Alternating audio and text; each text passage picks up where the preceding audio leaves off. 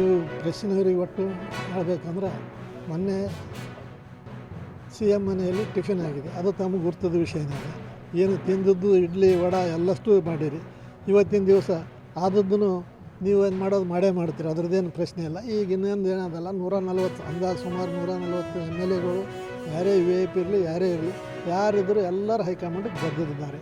ಈಗ ಯಾವುದು ಕುರ್ಚಿ ಖಾಲಿ ಇಲ್ಲ, ಈಗ ಯಾವುದು ಬದಲಾವಣೆ ಆಗೋದಿಲ್ಲ. ಏನಿದ್ರು ಇನ್ನು ಮುಂದೆ ನಮ್ಮ ಸೆಷನ್ ಮುಗಿಬೇಕು. ಪಾರ್ಲಿಮೆಂಟ್ ಸೆಷನ್ ಮುಗಿದ ಮೇಲೆ ಹೈಕಮಾಂಡ್ ಡಿಸಿಷನ್ ತೊಗೊಂಡಾಗ ಅದ್ರ ಬಗ್ಗೆ ಏನೋ ಚರ್ಚೆಗೆ ಬರ್ತದೆ.